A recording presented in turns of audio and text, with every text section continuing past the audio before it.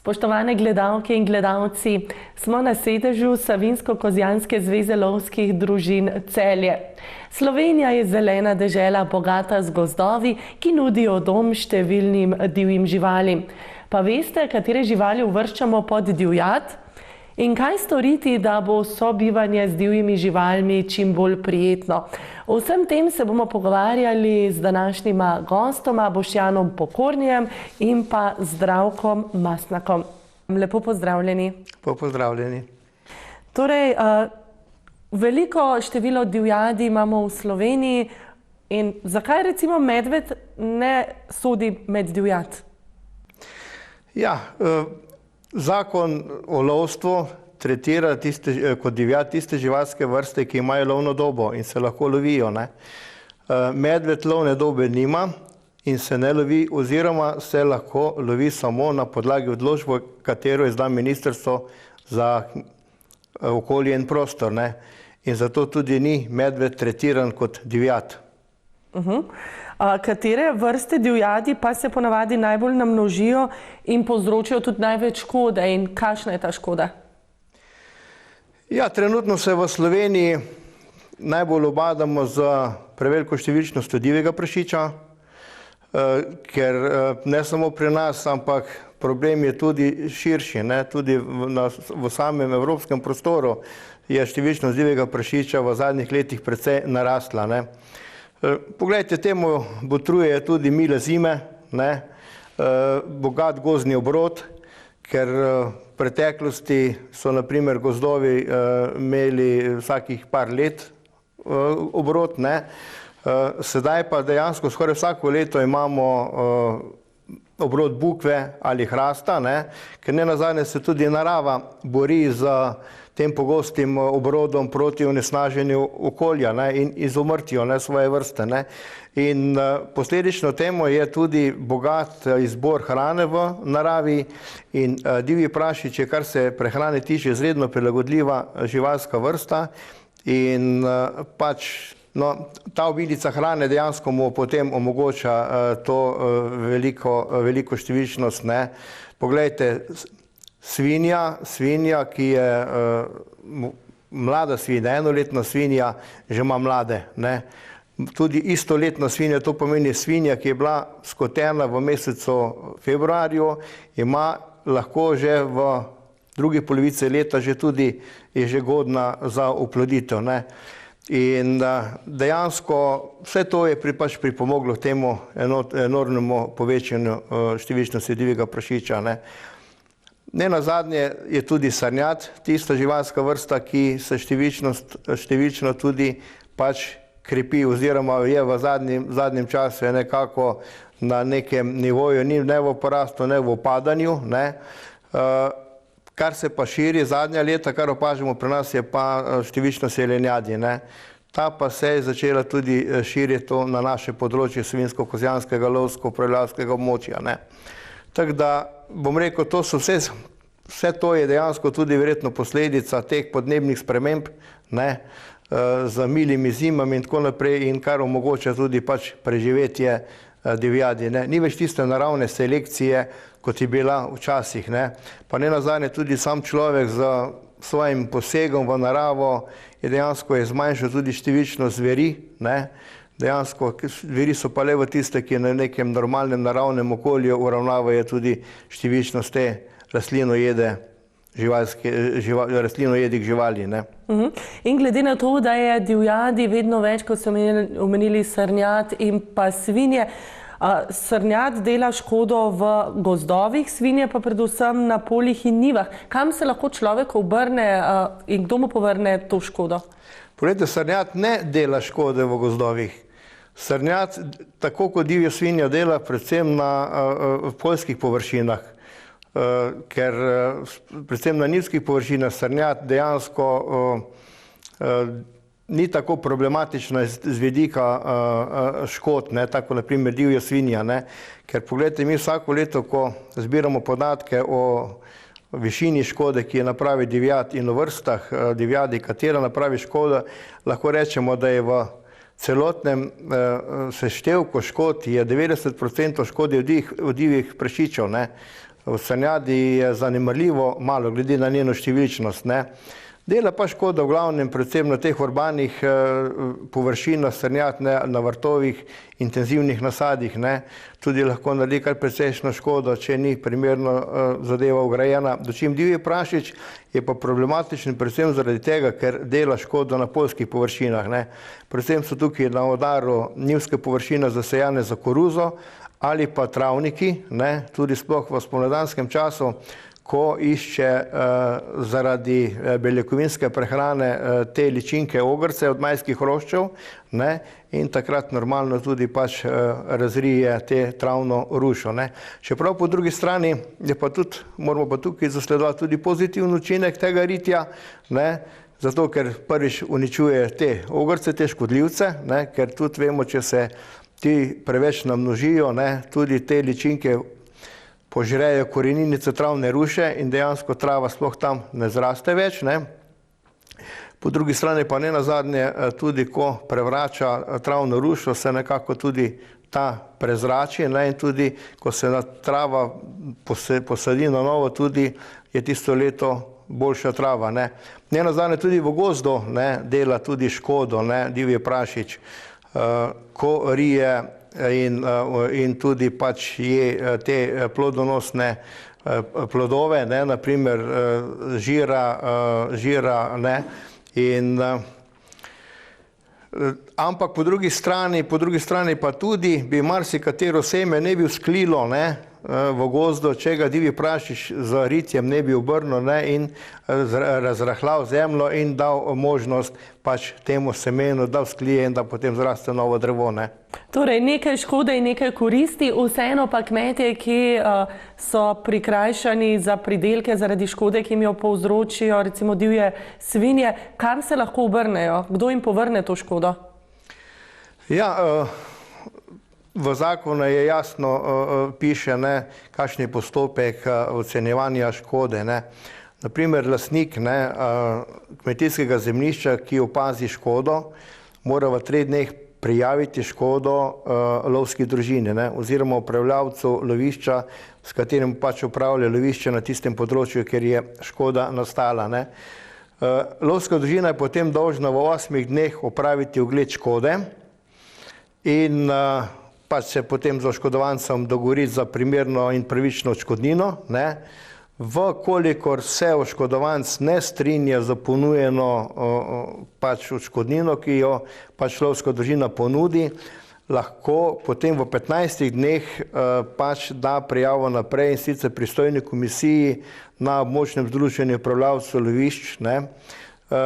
V tej komisiji so potem predstavnik Zavoda za gozdove, potem predstavnik Ministrstva za kmetijstvo, gozdarstvo in prehrano, potem lovski inšpektor tudi kot zunanji član sodeluje in predstavnik, mislim, da je Kmetijska gozdarska zbornica oziroma pač eden iz kmetijske stroke. No, in ta komisija potem opravi ogled, ne, tudi oni ocenijo škodo, ne, višino škode, ki pa sicer ni obvezna potem, da se mora tudi v tej višini izplačati, ne, pač odvisno je, gledajte, najbolj važni je dogovor med oškodovancem in lovsko družino, ne. Vkolikor se pa tudi oškodovanec ne strinja za oceno komisije, ne, to je ta drugostopenjska komisija, ima pa potem možnost, da v 3 letih vloži odškodninsko tožbo na sodišče, ne, in tam potem gre se v pravdo.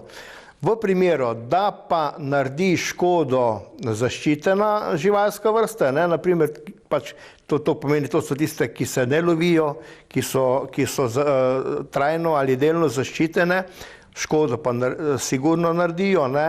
V tem primeru je pa potem odškodninsko odgovorna država, ne, in ona tudi povrne škodo, ali pa če se naprimer škoda naredi na nelovni površini, ne. To pomeni, naprimer, če srnjad ali divji prašič naredi naprimer škodo na nelovni površini, rekel v mestu, pri mestnem naselju in tako naprej, ne, tudi v tem primeru pač škodo povrne država, ampak predno pa povrne škodo, ne, država pa preveri, če je lovska družina tudi izvršila načrtovan odstrel tiste živalske vrste, katere sedaj pač problematično zaradi škode, ne. In katere, ko ste omenili zaščitene živalske vrste, ki tudi naredijo veliko škode, katere bi omenili? Poglejte, ena taka je naprimer žolna ali detelj, sploh naprimer na fasadah lahko naredijo kar precejšno škodo, sploh teh fasadah, ki so izolirane, izolacijske fasade. V tem primeru, potem tudi ena takšna je tudi sicer, spada med lovne vrste, je kuna belica, ki lahko naredi tudi v stanovanjskem objektu precejšno škodo, ampak v tem primeru pa potem, če je lovska družina ni realizirala načrta, je lovska družina odgovorna, če pa bil pri kuni načrt odstrela realiziran, takrat pa plača škodo država. Tako sem pa omenil, je pa naprimer detelj ena taka zaščitena žival, ki naredi škodo, tudi medved, naprimer tudi medved, ko je zaščiten, tudi ko naredi škodo sploh na kakšnih čebelnjakih, tudi v tem primeru država povrne škodo, ali pa na drobnici, ali pa na domačem govedu. Ko ste omenili drobnico, kako pa se lahko kmetje, predvsem na višinskih kmetijah, ubranijo te divjadi, da jim ne uniči drobnice in pa perjadi, menda so žičnate ograje prepovedane? Poglejte, o tej zaščiti je bilo že zelo veliko tudi govora in tudi prispevkov na televiziji. Sploh kar se tiče varovanja drobnice pred napadi zveri. Zdaj, nekateri zagovarjajo, da bi naj imeli lastniki ovčarske pse, zato posebej dresirane, ki bi odvračali divjad, to so posebne pasme teh ovčarskih psov, ki se tudi ne ustrašijo medveda. Potem, glede žičnih ograj je pa dejansko tako, te so prepovedane, oziroma bodeča žica je prepovedana. Drugače pa se pa tudi ugradijo lahko z električnim pastirjem, ampak mora biti pa tudi, ta električni pastir mora biti pa tudi narejen v skladu z pravilnikom, ki tudi predpisuje, kako pa morajo te zaščitne ograje biti postavljene. Do kakšne višine morajo biti in tudi kakšen razmak med žicami mora biti. Ker tukaj ne velja v tem primeru, da bi dal zdaj eno žico ali pa dve žici, pa bi zadeva bila rešena. Tukaj le mora biti vsaj 1,5 metra najmanj visoka žična ograja, pa enih 5-6 žic mora biti, ki mora biti vse pod napetostjo. Enako tudi pri divjem prašiču, naprimer, ko mi zaščitimo njivsko površino z električnim pastirjem, morate biti najmanj 2 žici. To pomeni ena na vrhu, ena pa vse enih 20 cm nad tlemi, zato da sigurno mladiči, ko gre za svinjo, jih ta spodnja žica jih toliko jih strese in normalno tudi je reakcija taka, da prašiček, ko zacvili prašič, se potem tudi svinja umakne od te žične ograje, ki je pod napetostjo. Ko govorimo o divjadi, pa nam najprej pride na misel medved. Samo medved se ne šteje pod divjad, je tako? Ja, res je. Medved je zavarovana vrsta, preprosto zaradi svojega populacijskega statusa in stanja na ozemlju Evropske unije. In vse te vrste, ki so zavarovane, ki so seveda nekoliko bolj ogrožene kot tiste, s katerimi upravljamo, nimajo statusa divjadi skoraj nikjer v Evropi. No in medved je ena izmed takšnih vrst. Je zanimivo, seveda, da v nekaterih državah Evrope ga tudi lovijo. Tudi pri nas se seveda občasno odstrel medvedov izvaja po eni drugi proceduri, preprosto zato, ker je treba populacijo upravljati. In mi imamo tukaj v tem trenutku en zelo velik, bom rekel, konflikt. Namreč, ko se je sprejemala habitatna direktiva, ki je opredelila status velikih zveri, volka in medveda, je bila po eni strani seveda stanje populacije v Evropi mnogo drugačno. Velike zveri so v zadnjih 15 letih po številu zelo narastle. Po drugi strani pa seveda takrat v Evropski uniji teh držav, kjer so najmočnejše, najbolj vitalne populacije velikih zveri, pomeni celotna jugovzhodna Evropa, pa tudi Slovenija, ni bilo. In danes imamo seveda paradoksalno situacijo, da imamo vrste, ki so v zelo ugodnem stanju, ki jim gre dobro, zavarovane in preprosto imamo potem težave upravljati te populacije. In zakaj so se določene živali tako namnožile, naprimer medved? Ja, vedno seveda je v naravi splet različnih dejavnikov, in po eni strani lahko tudi ljudje vplivamo na določene premike in spremembe v populacijah. Večinoma so pa te spremembe odvisne od naravnih danosti, predvsem hrana, spreminjanje življenjskega okolja. Mi vemo, da se večino, seveda ne samo Slovenije, pač pa vseh držav v Evropi v zadnjih desetletjih srečuje z procesom zaraščanja krajine.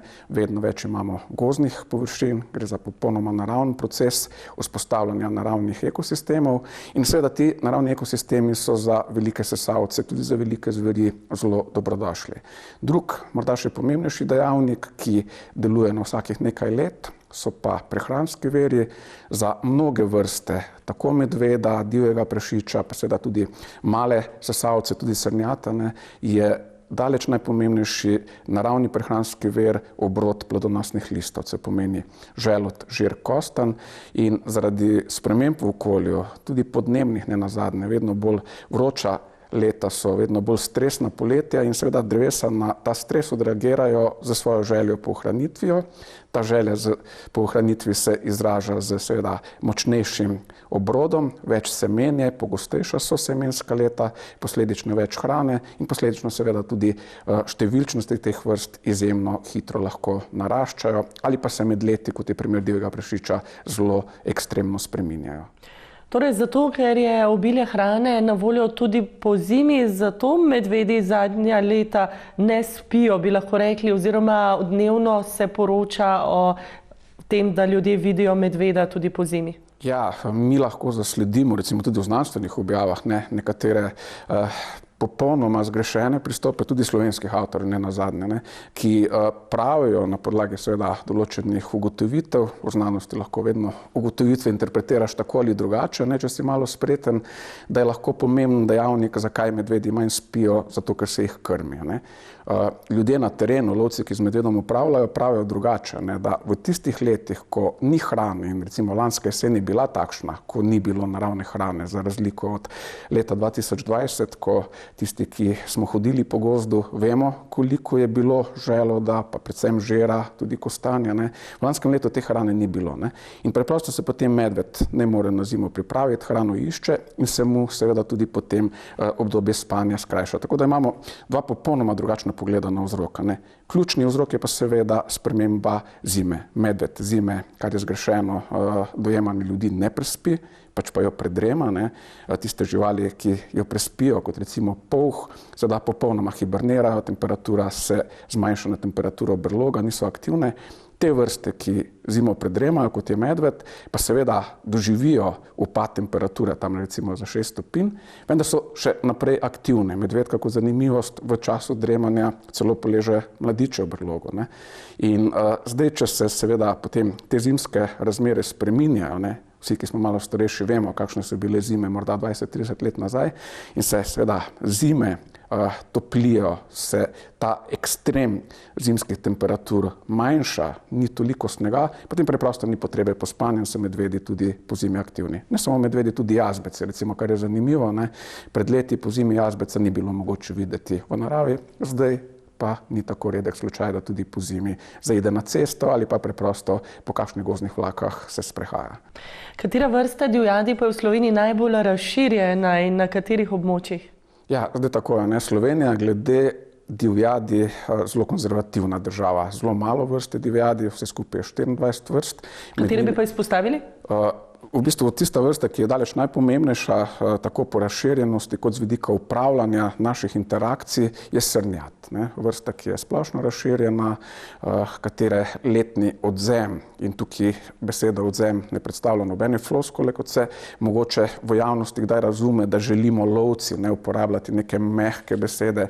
Ne gre za to. Lovci seveda lovijo in živali, torej divjad, streljajo in govorimo o odstrelu, vendar k temu odstrelu prištevamo tudi vso smrtnost, ki jo registriramo. Povožene živali na cestah, morda krivolov, bolezni, ostale pogine. In skupaj je to odzem. No in ta odzem, recimo v Sloveniji pri srnjadi dosega letno nekje 40, tudi 45 tisoč osebkov, od tega odstreljenih približno 2/3, tam nekje okrog 30 tisoč. Potem sledi in po številčnosti vedno bolj narašča divji prašič, povsod po Evropi, Slovenija tukaj stopica resnično vzadaj, torej to, kaj mi v Sloveniji doživljamo in imamo občutek, kako številčnost divjega prašiča narašča, seveda res. Vendar v primerjavi z ostalimi evropskimi državami je tako številčnost, gostota populacije, kot tudi rast številčnosti še mnogo počasnejša in še mnogo bolj, bom rekel, pod kontrolo kot druge.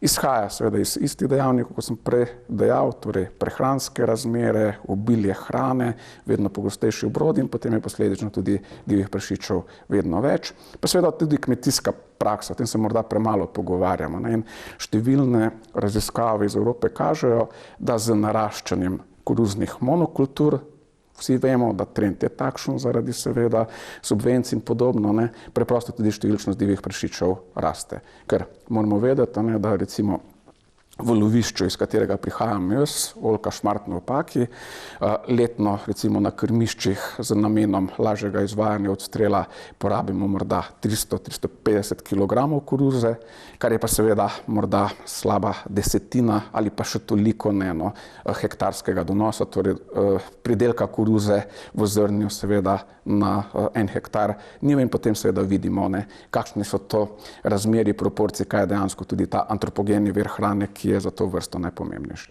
Na katerih območjih v Sloveniji pa je največ divjadi, recimo divjih svinj ali pa jelenjadi? Zelo odvisno, ker seveda Slovenija je habitatno gledano zelo pestra, imamo določena območja, ki so zelo gozdnata, druga, ki so z prevladujočo kmetijsko krajino, imamo gorski svet in seveda evolucijsko je vsaka vrsta prosto živečih živali svojo ekološko nišo in pa tudi seveda življenje prilagodila določenemu okolju.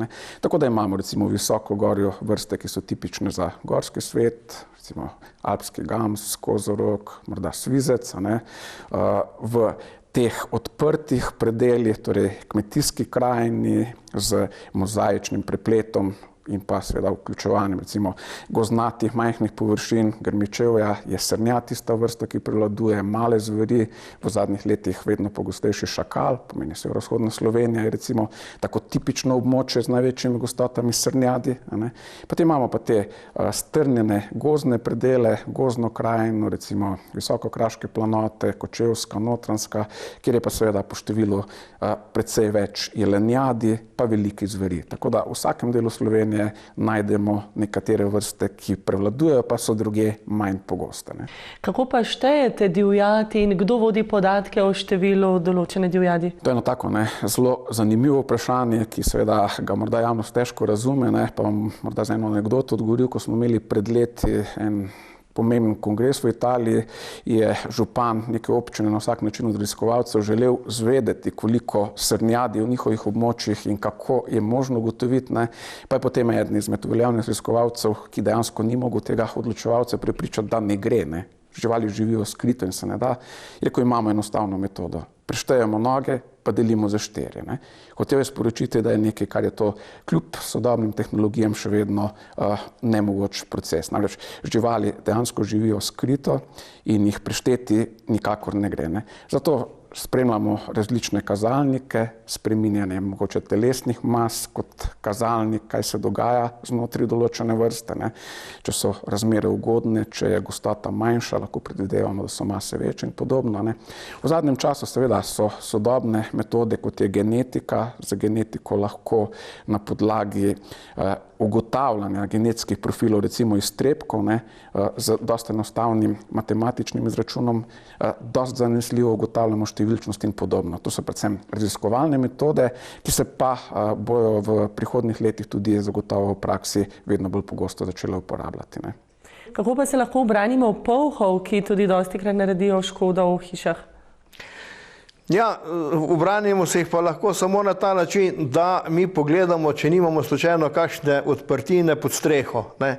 Ker morate nekaj vedeti, če je odprtina tako velika, da lahko gre glava, skozi to odprtino gre tudi celo telo. Enako velja tudi za kuvno bilico. Ne? Samo to je ta zaščita, da imamo res tako zaprto okolje, da ne more priti polh pod streho. Sploh je pa problem zdaj, ne, ko imajo strehe, te zračne mostove, ne, in se ponavadi med kritino pa oziroma v tem zračnem mostu se potem polhi naselijo ali pa kuna tudi. Ne. Problem predvsem je na primer v teh primerih, če pride do škode na ostrešju, ne, ali pa inštalaciji na ostrešju, da je tudi velik strošek sanacije, ne, ker je treba streho razkriti, potem ta zračni most odstraniti, upraviti sanacijo, potem bo spet nazaj postaviti v prvotno stanje. Ne. Tako da tukaj so kar veliki stroški, lahko gre tudi v 10 000 evrov. Ne. Še ena izmed živali, ki že pregovorno povzroča veliko škode, pa je lisica. Ja, tudi lisica je lahko dokaj problematična, ne, kar se tiče škod sploh na perjadi. Ne. Sploh bom rekel, v spomladanskem času, ko ima mlade, ne, takrat je bolj dejansko agresivna v iskanju hrane, in takrat tudi marsikatero kokoš pač odnese ali z dvorišča ali pa tudi s kurnika, ne, s tem, da mislim, da po lisici zadnje leta tudi država ne plačuje več škode, ne, ker to je sicer na nelovni površini in bi država ne bila dolžna plačati to škodo, sam koliko imam pa informacijo od kolega, ki te zadeve ocenjuje, pa da se škoda ne plača. Ne. Včasih pa tudi lovci zaradi dobrih odnosov tudi povrnemo pač tiste kokoši, ki jih lisica odnese. Ne. Problem je pa sploh, na primer, tam, če pa kuna pride v kokošnjak, ne, ker lisica bo nesla eno kokoš, na primer, ne, pa se bo po drug dan vrnila po drugo in tako, ne, ampak če pride pa kuna, ona pa dejansko vse podavi, ne, zato ker dejansko takrat pravijo, da dobi prav veselje do klanja, ko v kurniku nastane nemir in ko kokoši letajo sem in tja in takrat ona dobi ti slovski nagon, še bolje to in dejansko podavi takrat vse, ne ostane nič živega. Ne. Za čim bolj prijetno sobivanje z živalmi pa jih moramo tudi mi pustiti pri miru. Včasih se zgodi, ko so mladiči, recimo srnic in določenih živali, jih najdemo v gozdu, je verjetno zelo pomembno, da jih pustimo čisto pri miru in da se jih ne dotikamo. Ja, mi to vsako leto opozarjamo, ne, pač tudi za raznimi plakati, ne, da naj se ne dotikajo srnic, ne, ker tudi en plakat je pusti me pri miru, ne, moja mama ni daleč, ne, ker srna začasno odloži mladiča, ne, in gre pač okrog mal, ne, in takrat, če mi naletimo na to srnico, ne, se nam zasmili, uboga srnica, ne, mamica jo je pustila in tako naprej, otroci jo začnejo božati, ne, in dejansko tako se ti dotakneš, ne, tega mladiča, dejansko se navzame vonja človeka in srna ga ne bo več sprejela, ne. In tako, da je treba to pustiti pri miru, ne, poglejte, ali pa če ga pa slučajno, da ga kdo prime ali pa prestavi na drugo stran, ga mora pa potem za travo, svežo travo lepo zdrgnati, da tisti duh spravi od njega. Ponavadi potem srna pride nazaj in ga tudi sprejme, ne. Drugače se ga pa dotaknemo, ga pa srna ponavadi ne sprejme. Takrat pa pride potem do tistega, da je ta uboga srnica potem prepuščena milosti in nemilosti, ne. Ker poglejte, mladič srninski, ko se poleže, on nima vonja, ne. Vonje nima pa zato, ker to je njegovo varovalo, zato, da ga lisica ne zavoha, ne. A veste, in tako da v tistem času, ko so mladiči, to srne polegajo, bom rekel, ne, imamo v bistvu, nimamo toliko izgub zaradi lisic, ne, ali pa ostalih zveri, kot pa zaradi košnje. Ne. Košnja je pa tista, ki pa terja največji davek med sadnjadjo v mesecu maju, juniju, ko je prva košnja. Ne. Ker so skrite med travo, ne? So skrite med travo, ne, in dejansko on ima tisto svojo varovalno barvo, ne, in on ne zbeži, ko je nevarnost, ampak se samo potuhne in čaka, kaj bo. Ne. In takrat pa te kosilnice, ko so rotacijske, dejansko kmet sploh ne ve, da je pokosil. Ne. Mogoče samo nekaj zahrešči v kosi in to je to. Ne. Pa sam vidi, ko vrane pride po ostanke in začne potem to odnašati, ne, da je nekaj bilo. Ne. In s tem, ko se določene živali skrivajo pred ljudmi, so druge vrste vedno bolj pogumne. S čim pa jih ljudje privabimo v bližino domov? So to samo perjadi in drobnica ali jih lahko tudi kako drugače nehote privabljamo? Ja, pogosto jih nehote. Dobro, v Sloveniji seveda k sreči ni zelo pogosta praksa, ki je morda v pomembnem delu Evrope, torej celotnega vzhodne Evrope, ne, klavniški odpadki, ki gredo v naravo in seveda so potem zelo atraktiven vir za te vrste, ki so seveda zelo oportunistične, ki iščejo morda mrhovino, ne, oziroma odpadke, kot je že prej omenjeni šakal, pa tudi lisica, določene ujede, tudi medved recimo. Ne. Velikokrat se pri svojih aktivnostih ne zavedamo, kar sem prej omenil, ne, recimo sprememba intenzitete ali pa prioritete kmetijskih kultur. Ne. Seveda so to procesi, ki jih ne moremo zaustaviti, ker so družbeno pomembni, proizvodnja hrane, ima pa za sabo seveda tudi negativne posledice. Ne. Divji prašič je zelo zanimiv, recimo, ne. Pred morda 3-4 desetletji ta najpomembnejši vir škode, ki ga danes prepoznamo po divjem prašiču, pomeni ritine. Ne. Divji prašiči zelo pogosto v zadnjih letih rijejo po travnikih in to je ta najpomembnejši vir konflikta med lastnikom, popolnoma logično, ko pride zjutraj na travnik, pa je spremenjen v njivo, da ti ni vseeno in da odreagiraš in da si jezen in da si besen. Ne. Včasih tega ni bilo. Zakaj ni bilo tega? Zaradi tega, ker ni bilo človeškega antropogenega vnosa hranil v tla tako intenzivnega. Ne. Danes vemo, torej zaradi seveda intenzivnega kmetovanja, veliko je stranskih produktov, gnojnica, gnojevka, ki se uporablja potem seveda za gnojenje travniških površin. Imamo mnogo več ukosov. Jaz pogosto rečem, ne, ko sem bil mlad, sem reševal križanke, je bilo eno tako zelo pogosto vprašanje, kako se imenuje trava, torej košnja, prva, druga, tretja. Ne. Vsi smo vedeli, seno, otava, otavič. Že za četrto košnjo pravzaprav nismo poznali izraza. Pa obstaja, ampak je zelo raznolik po Sloveniji. Ne. Danes vemo, marsikje kosijo morda na 14 dni, 3 tedne, pomeni teh odkosov je mnogo več, zaradi hranil, ki so v tleh. Ne. In zaradi seveda zelo gnojenih tal se dogaja to, da se potem razvije nevretenčarska združba, pojavljajo se različne ličinke, tudi deževniki, ki so pa seveda zelo pomemben in zanimiv hrane za divjega prašiča. In divji prašič rije za to. No, mi smo delali številne raziskave, pedagoške, torej pedološke, ne, primerjali talne razmere. Divji prašiči bo na posameznih travnikih praviloma vedno rili na istem mestu. Ne. In ko smo te pedološke analize naredili, se je pokazalo, da na teh mestih, ki rijejo, je mnogo več hranil. Dušika, fosforja, kalija, pomeni močnejše gnojenje, ima seveda za posledico večji donos, žal ima pa za posledico tudi bolj atraktivno površino za divje prašiče, ki povzročajo kratkoročno škodo, dolgoročno pa niti ne, zato ker iščejo te žive organizme, ki seveda sami po sebi povzročajo škodo. Ne. Jaz kot otrok se spomnim, recimo, ne, smo imeli to grdo navado otroci, ne, maja zvečer, da smo majske hrošče z badminton loparji lovili. Bilo jih je ogromno. Ne. Danes otroci majskih hroščev pravzaprav ne poznajo več. Ne.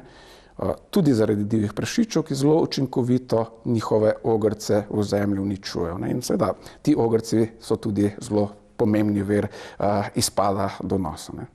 Kaj pa, če divjega prašiča presenetimo, je zaznan kakšen napad divjega prašiča na človeka?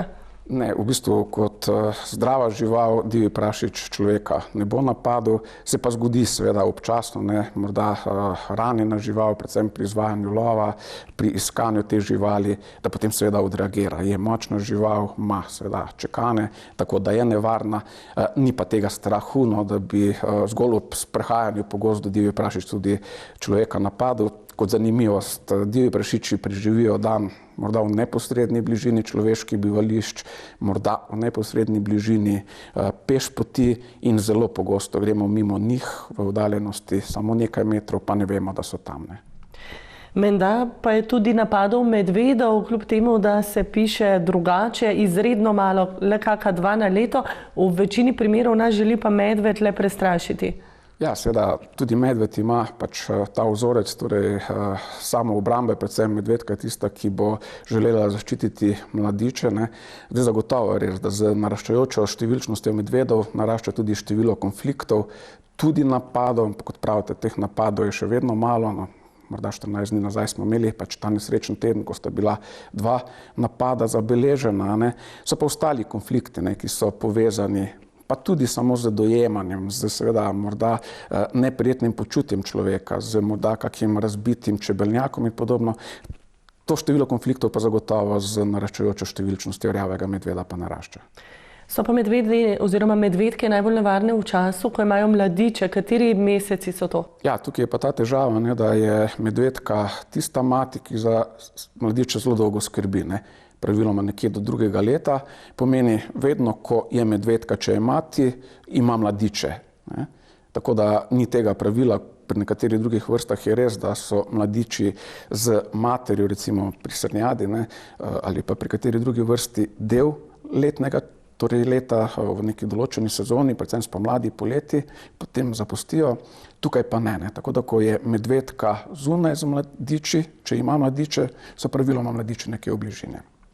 Pa je res, da je letos v predlogu za odstrel preko 200 medvedov?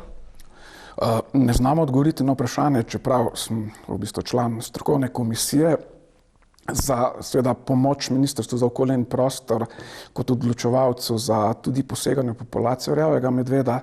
Preprosto zato, ker ta komisija od marca 2020 ne deluje, tako da ne poznam te številke. Je pa zagotovo številka okrog 200 medvedov, če bi želeli mi rast vrste zaustaviti, in mnenje strokovnjakov je takšno, da je medvedov v Sloveniji dovolj z vidika seveda družbene sprejemljivosti, tako imenovanega sociopolitičnega habitata, torej koliko ljudje medvedov prenesejo, pa preveč. Nekje okrog 800 je tista številka, ki je po določenih raziskavah pokazala, da začne število konfliktov strmo naraščati. In če bi želeli mi samo zaustaviti rast, pomeni nekje prirastek medvedov, tisto, koliko jih je vsako leto poleženih in jih preživi, iz narave odzeti, je številka 200-220 premajhna. Vsak medved, ki bo preživel več, pomeni, da bo naslednjo leto medvedov več, in če bomo hoteli kasneje številčno zaustaviti, niti ne govorim tem, da bi jo zmanjšali, pa seveda mora biti številka še večja. Mi imamo tukaj namreč eno zelo veliko težavo, da v morda zadnjih 3-4 letih, ko je res v odločanje, kako upravljati z medvedom v Sloveniji, poleg stroke začela posegati tudi civilna iniciativa, civilna sfera, pa seveda tudi v bistvu politika. Prvi verjamem, da dobro namerno, drugi seveda z določenimi premisleki, da se nam je ta sistem podrl. In potem seveda tukaj reakcija proži reakcijo. Če nekdo želi določeno vrsto, ki dejansko ne potrebuje takšnega varstva, kot ga medved v tem trenutku ima, preveč varovati, so odzivi drugi, gremo v drugo skrajnost. Težava je pa v tem, da za vsako sezono, ko zamudimo ustrezno upravljanje s populacijo, se pač pokaže to, da bo treba v prihodnjem letu poseči močneje, če bomo seveda želeli to vrsto skladno z nosilno zmogljivostjo, govorimo o tej seveda sociopolitični nosilni zmogljivosti, tudi ohranjati. Sicer se nam lahko zgodi pri tej vrsti tudi katastrofa, ker je pa dovolj, in to se tudi jaz s tem globoko strinjam, mogoče 1-2 resna primera napadov se bo pa seveda odnos javnosti do medveda pa zelo podrl, zelo poslabšen, potem lahko seveda pričakujemo tudi mnogo bolj rigorozne ukrepe in popolnoma drugačno sprejemljivost, kot je v tem trenutku, ko je v splošni javnosti še vedno relativno dobra. Koliko medvedov pa je trenutno v Sloveniji in kje ocenjujete, da jih je največ? Ja, zdaj tudi tukaj je zgodba taka, da za medveda morda za razliko od nekaterih drugih vrst nekoliko več vemo zaradi različnih evropskih projektov, ki so omogočali že prej omenjeni tudi genetski monitoring. V zadnjih nekaj letih se sicer ne izvaja, ampak podatki, ki so bili tam nekje leta 2018-2019, so takrat govorili o že kar krepko več kot 1000 medvedov, tudi zdaj jih je zagotovo precej več, ob tem, da seveda teh letos peleženih mladičev še zunaj ni. Tako da med 1000-1500 si upam trditi, da medvedov v tem trenutku v Sloveniji je. Zagotovo jih je največ v teh gozdnih območjih, gozdne krajine, Kočevska, Notranjska, se pa seveda širi tudi v druge predele Slovenije. Ni več tako izjemno, da ga tudi recimo na območju Šaleške doline, Zgornje Savinjske doline, Zasavja, Spodnje Savinjske doline, nenazadnje tudi bodi si vidimo, bodi si sledimo. V Lovski zvezi pa skrbite tudi za, kot ste že omenili, za odstrel živali, ko se preveč razmnožijo. So bili pa deležni tudi kritik, da ne naredijo dovolj, da naprimer divjih prašičev niso odstrelili toliko, kot bi jih morali, in so seveda tudi lovci krivi, da so naredili toliko škode. Ja, to so seveda lahko pogovorni, ki ne pijejo vode, ki pač seveda jih lahko bodi si nekdo, ki ima neke interese v javnost spravlja, pa nekdo, ki situacije ne pozna. In praviloma seveda ljudje v mestih je ne poznajo, tudi mi smo krivi, ker morda premalo komuniciramo, pa pojasnjujemo. Zdaj, da bi lovci premalo divjih prašičev ustrelili, lahko primerjamo samo za številko načrta. Država predpiše na podlagi seveda strokovnih mnenj Zavoda za gozdove Slovenije, koliko osebkov določene vrste, in tukaj bom poudaril, je v Sloveniji potrebno iz narave vzeti in del tega seveda tudi odstrel. Povsod drugod se ne pogovarjamo o tem, koliko morajo lovci in pa koliko smejo. Lovci bi želeli več, pri nas je pa država tista, ki pričakuje več, kar je na nek način paradoksalno. Lovci pa se trudimo te načrte realizirati. In za divjega prašiča recimo v letu 2021 je bil ta načrt odvzema mnogo presežen. Bilo je pravzaprav skupaj skoraj 20 000 divjih prašičev odvzetih, od tega več kot 19 400 odstreljenih, kar je seveda za tam nekje 6-7 tisoč več kot kadarkoli prej. Lovci so odnos do divjega prašiča zaradi različnih vzrokov, tako škode, ki jo povzroča, predvsem pa ljudje seveda s svojim interesom to škodo dojemamo kot škodo, ampak posledično seveda imamo potem težave, konflikte med seveda lastniki zemljišč in lovci, in po drugi strani tudi ene bolezni, ki je zdaj zelo prisotna na območju Evrope, se širi, afriška prašičja kuga. Kljub temu, da ima ime kuga, ni nevarna za ljudi, je pa problem, ker se prenaša na domače prašiče, torej je gospodarski problem, ker lahko prašiče reje uniči. In se tukaj odnos do te vrste zelo spremenil. In lovci resnično od lanskega leta tudi formalno izvajajo tako imenovan intenzivni poseg v populacijo, intenzivni odstrel, dovoljena je tudi uporaba nekaterih tehničnih pripomočkov, ki prej ni bila. Je pa tako, da tisti kmeti, ki nekako živijo z lovci, imam to srečo, da recimo v lovišču, v katerem prihajam, je pač majhno lovišče, lovci in kmetje so zelo povezani in verjamem, da je marsikje tako. Potem tudi kmeti recimo razumejo, koliko energije, koliko napora je potrebno za lov in odstrel te vrste, ki živi nočno, ki živi nepredvidljivo, ki se premika na velikih površinah. Sem malo mogoče tak sam presepno za pripravo na ta intervju analiziral, pa sem jaz pri lovu na divje prašiče dost učinkovit v primerjavi z morda kom drugim, ampak zagotovo, za odstrel enega divjega prašiča v povprečju lahko rečem, potrebujejo lovci tam nekje med 30 in 50 ur, to je taka groba ocena. To so ure, ki so seveda upravljene v nočnem času, ki so upravljene na način, da niso predvidljive, nihče ne ve, ali bo lovec uspešen ali ne, seveda potem če ima srečo prašiča tudi v pleni, je treba tega prašiča iz gozda spraviti, ni tako enostavno. No in kmetje seveda tukaj skladno z možnostmi tudi zelo pomagajo pri tem. In zdaj pričakovati, da bi lahko in tudi seveda biološko gledano se ne morejo to zgoditi, da bi kar vse divje prašiče, kot so pričakovane, nekoga iz okolja odstranili, ker je vendarle to avtohtona vrsta z številnimi seveda tudi pozitivnimi vplivi na okolje, opravlja ekosistemsko funkcijo in jo moramo tudi kot takšno razumeti. Preveč se stigmatizira v negativnem smislu, preveč se išče negativnih vzrokov, preveč se išče seveda škod, pozablja se pa na seveda tudi številne koristi, ki jih okolje ima. Vsekakor je pa dejstvo, da lovci to vrsto intenzivno lovijo in, kot sem omenil, tudi načrte precej presegajo. Kaj pa se potem stori z divjimi prašiči, ki so odstreljeni? Ja, zdaj zaenkrat glede na to, da te bolezni ni, torej so divji prašiči zelo pomemben prehranski vir in morda premalo tudi seveda poudarjamo pomen upravljanja s populacijo, ki je seveda tudi trajnostna raba obnovljivega naravnega vira, kar divjad zagotovo je. No in divji prašič seveda, ki je ustreljen, je pač tudi potem pravzaprav v celoti uporabljen. Kako pa komentirate govorice, da naj bi lovci avtomatično prejeli nagrade za vsako odstreljeno žival?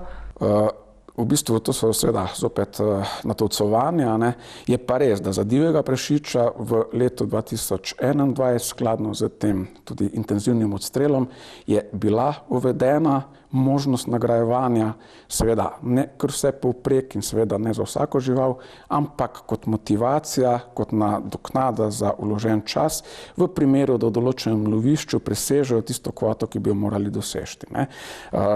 Slovenija tukaj ni nobena izjema. Zaradi afriške prašičje kuge, že prej omenjene, je usmeritev Evropske komisije, da se za to vrsto tudi lovce motivira.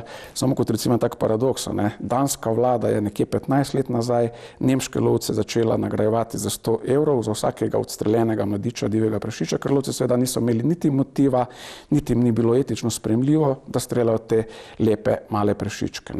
Hrvaška recimo je po drugi strani v predlanskem letu potem zaključila, ker jim je sredstva zmanjkalo, ampak je Ministrstvo za kmetijstvo Republike Hrvaške lovcem za vsakega odstreljenega šakala plačalo 400 kun, nekje 55-60 evrov. V istem letu recimo, samo kilometer stran, na naši strani je bil pa šakal zavarovana vrsta. Tako da so določene vrste, za katere dejansko je treba lovce tudi na nek način motivirati, ker preprosto ne zmorejo samo z rednim lovom tudi svojih aktivnosti učinkovito upravljati. Je pa zanimivo, da odvzem volkov iz narave pa za letos ni načrtovan. Ja, tudi volk je kot medved zavarovana vrsta in seveda je na posebnem statusu, torej na seznamu oziroma dodatku 4 habitatne direktive. To so tiste vrste, s katerimi se ne sme trajnostno upravljati. Gre pa za ta problem, kot sem prej omenil. Pomeni, Evropska unija, ki je sprejemala habitatno direktivo, ni bila takšna, kot je sedaj in ni upoštevala statusa vrst. Kot zanimivost, v nekaterih drugih državah Evropske unije, recimo Bolgarija, pa seveda tudi v Skandinavijo, če gremo, ali pa na Iberski polotok, je lovna vrsta in se jo lovi, v nekaterih drugih državah pa ne. No in tukaj je seveda izziv celotne Evropske unije, da bo status teh vrst uredila, ker sicer bodo konflikti samo naraščali. Kako pa je z risi v Sloveniji? Kje so najbolj prisotni?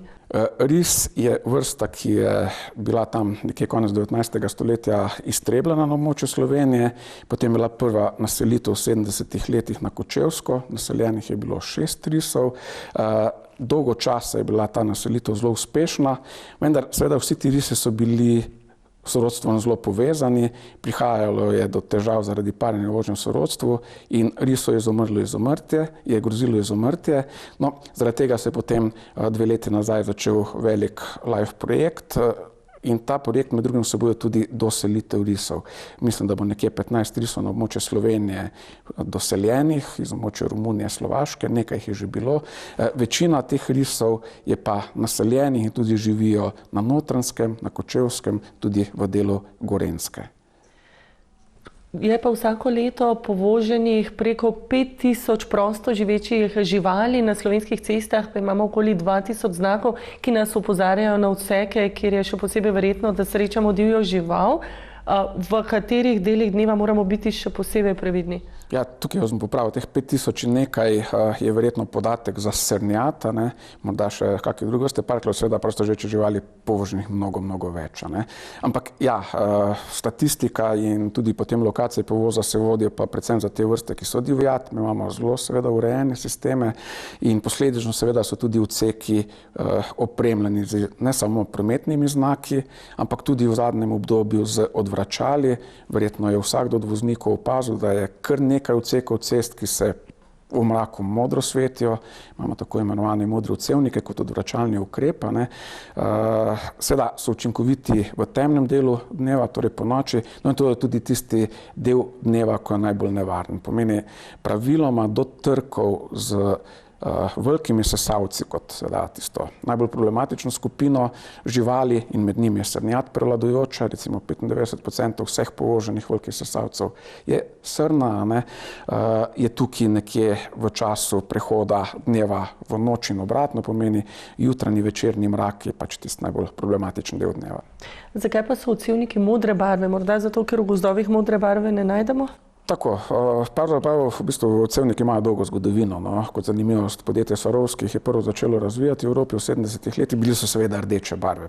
Čisto psihološko gledano, ljudje razumemo rdečo barvo kot neko svarilno, pa se je potem kmalu pokazalo, da parkljarji, katerim je namenjeno rdeče barve, niti ne registrirajo.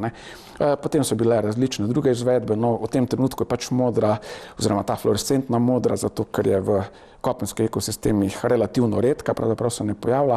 Po drugi strani je pa tudi ljudem opazno. In seveda ti odsevniki lahko imajo dolgoročen učinek ne toliko na divjad, ki opozarjajo na nevarnost, pač pa predvsem na nas, na voznike, ki vendarle prepoznamo odsek, ki je problematičen. Se veste, z znaki so ceste preobremenjene in jih praviloma ne opazimo. Če že opazimo, jih bomo pa mogoče po 50 metrih pozabili. Ti odsevniki pa vendarle precej daljše odseke tudi na nek način vizualno voznikom označujejo kot problematične odseke. V zadnjem času pa je postal zelo popularen tako imenovani fotolov, torej ko lovimo, posegamo v območje divjih živali s fotoaparati. Verjetno to ni najbolj primerno. Ja, po eni strani seveda določene skupine propagirajo zlasti fotolov velikih zveri z namenom seveda spodbujanja vrednosti teh vrst, zato da bo lokalno okolje jih lažje seveda tudi sprejelo, če bo na tak način dodaten vir prihodka podeželju predstavljala in seveda je to tudi legitimno. Po drugi strani pa seveda, če to ni premišljeno, če organizirajo predvsem fotolov, če ga v posameznik delu, seveda je pač sprehajalec z fotoaparatom, ni težava. Če so to pa organizirane skupine, ki prihajajo, so pa pogosto zelo moteče. In poznamo primere, recimo, ne samo pri sesalcih, ne samo pri divjadi, klavža, recimo, kot ena vrsta ptice, kot ogrožena vrsta, ki je pač seveda nedolgo nazaj življenje izgubil ravno zaradi fotolova, nekdo, ki je pač hotel posneti kot približno narediti, je povzročil to, da je klavžar po mojih podatkih torej na drog električne napeljave sosedenga seveda zaradi tega ubilo. Tako da te novodobne oblike rekreacije, če so za posameznika fajn, ni nujno seveda, da so tudi za naravo in seveda moramo zelo previdno in premišljeno jih tudi izvajati. Lovska zveza pa je v Sloveniji po številu članov zelo številčna. Koliko lovskih družin in organizacij imamo v Sloveniji? Ja, bom rekel, lovcev je zdaj nekaj čez 20 000 v Sloveniji, drugače lovskih družin imamo 420. Potem imamo 18 področnih zvez, dejansko tako, da je lovska zveza kar številčna, tudi je pač na žalost to, da se pa staramo, dejansko tudi nekako poprečna starost je krepko čez 50 let v lovski organizaciji, tudi v lovskih družinah je v nekaterih nižje, nekaterih višja, poprečna starost, pač se ne odločajo več tako v preteklosti, ko je lov, če je bil lov je neki pomenen statusni simbol takrat v preteklosti. In danes je pa dejansko, vse je lov je lep, vse je, ampak gledajte, danes lov ni več hobi, tako je bil včasih. Danes je lov delo, danes je lov garanje. Mi moramo narediti letno v lovišču toliko in toliko ur, potem moramo tudi izvršiti plan odstrela, dejansko, pogledajte, nam država določi za letnim načrtom, koliko moramo pač posameznih živalskih vrst odvzeti iz lovišča, ne. To pomeni podvzem, ne, mi smatramo tako odstrel kot izgube, ne. Tako da je to kar ena velika obveznost, ne. Sicer imamo določena dovoljena odstopanja, ko lahko ali presežemo ali pa ne dosežemo plana, drugače pa lahko so pa kar sankcije, tudi če mi tega ne realiziramo, ne. Pa je članstvo v lovski družini le domena moških ali se vam priključi tudi kakšna ženska?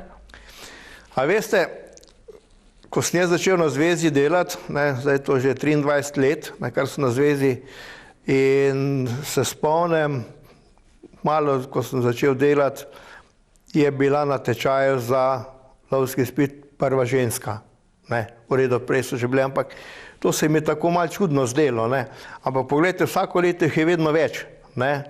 Zanimivo in v lanskem letu, ko smo imeli zadnjo generacijo pripravnikov, je bilo 7 žensk, ne, na tečaju in to je 5 iz ene lovske družine, ne. In tako da je vsako leto je kar velik interes punc, ne, da pridejo med lovske vrste, kar je tudi, mislim, za pozdraviti, ne, to ni lov samo domena moških, ne, čeprav vemo, da v zgodovini, ne, je bilo delo deljeno, ne, ženska skrbela za dom, mož je pa lovil in skrbel za hrano, ne. Danes tega ni, ne, ker zdaj ni več lov to, da lovi za hrano in za preživetje, ne. Danes smo lov drugačen pomen, kot ga imel pa v preteklosti. Kaj vse pa delate člani lovskih družin in organizacij? Ja, marsikaj, ne, poglejte, mi imamo letni gospodarski načrt, vsaka lovska družina ima, in v tem načrtu so tudi pač predvidena dela, ki naj bi v tistem letu upravili, ne. Že takoj v spomladanskem času, na primer, ne, začnemo z polnjenjem solnic, ne. Dejansko to je tudi taka pomoč v koncu zime, ne, da za to kameno soljo dobijo pač živali določene minerale, ne. Potem tudi, na primer, zdaj se bojo začele spomladanske sanacije travnikov, ne, od redin divjih prašičev, kateri so to v jesenih naredili, ne. Potem se tudi začnejo pripravljati krmnih njiv pa pridelovalnih njiv, ne, ker tudi lovci imamo dosti teh površin, ki jih pač tudi obdelujemo, ne. Sploh, na primer, krmne njive so namenjene predvsem divjadi za prehrano, ne, pač za izboljšanje prehrambenih, ne, razmer. Potem tudi nekateri tudi kosijo travnike, travne površine, ne, na primer sploh v gozdovih te jase pokosijo, ne, da je mlada trava vsako leto zraste, da so pašne površine zagotovljene divjadi, ne. No, potem tudi postavljanje visokih preš ali pa obnavljanje teh preš, ne. Tako da dela je v lovišču kar dosti skozi celo leto, ne. Pa ne nazadnje tudi pač imamo tudi krmišča, ne, s katero pač tudi dodatno krmimo, ne, ampak ne z namenom, dejansko tukaj imamo za prašiče, imamo predvsem krmišča, to so tako imenovana privabljana krmišča, s katerim pač dejansko prašiča privabimo, ne, in da se ga potem iz preže oceni, ali se ga lahko streli, ali se ga ne sme ustreliti, oziroma lažje ga dobiš tudi, ne, na preži, ne, iz preže dol, ne. Tako da v glavnem dela dosti. Pa lahko rečete, da glede na potrebe je trenutno dovolj lovcev v Sloveniji? Ja, lovcev nikoli ni bilo dosti. A veste, nekaj morate vedeti, da zelo malo je tistih članov, ki so aktivni, ne. Tako pri vseh društvih, ne, a veste. Tako kot pri gasilcih, kot pri lovcih, ne, je veliko številčnost, na primer v lovski družini je članov, ne, aktivnih je pa mogoče polovico ali pa tretjina tistih, ne. Tako da za delo ni nikoli dovolj lovcev, ne. Tako da ponavadi vedno vse te aktivnosti, ki se izvajajo v lovskih družinah, bom rekel tako na gospodarskem področju kot na društvenem področju, sloni bolj kot ne na peščici eno in istih ljudi, ne. Kakšni pa so pogoji za vstop v lovsko organizacijo? Ja, gledajte, zdaj nekatere lovske družine imajo že v svojih aktih že navedbo, da lahko se tudi člani v lovsko organizacijo že mladoletni. To pomeni, da je vsaj star 16-17 let.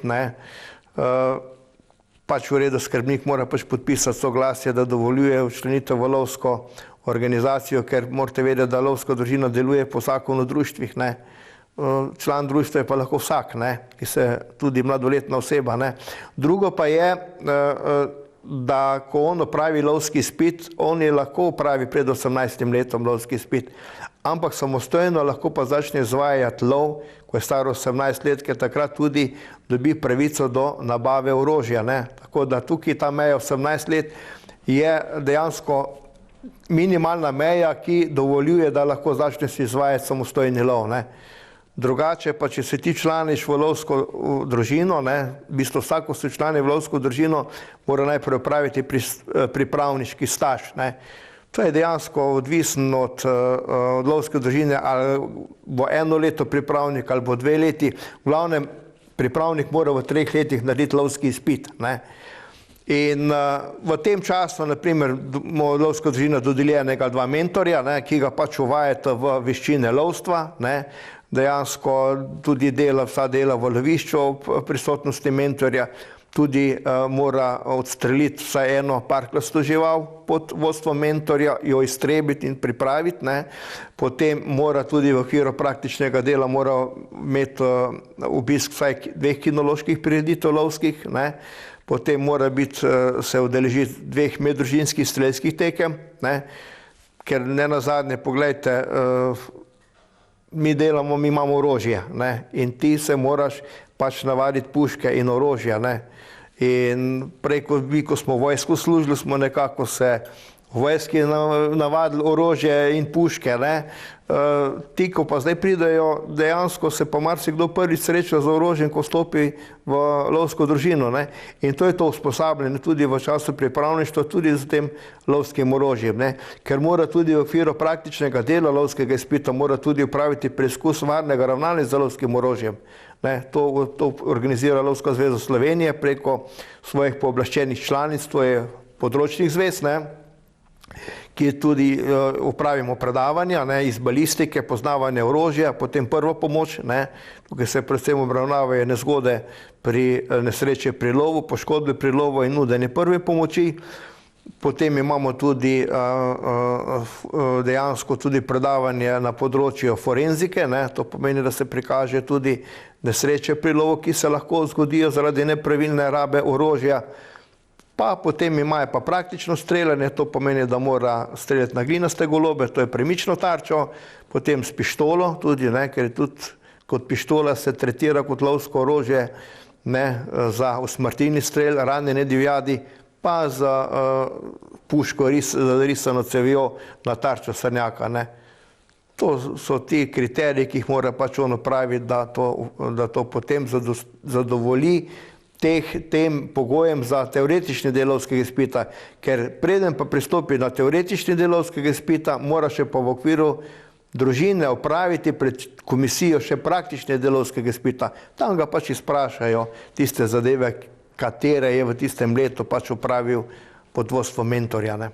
Torej, lovec mora biti primerno izkušen in usposobljen, vsekakor pa imate lovci pomembno vlogo in nalogo pri ohranjanju ravnovesja in prijetnejšega bivanja z divjadjo. Gospod Zdravko, najlepša hvala za današnji pogovor. Hvala vam.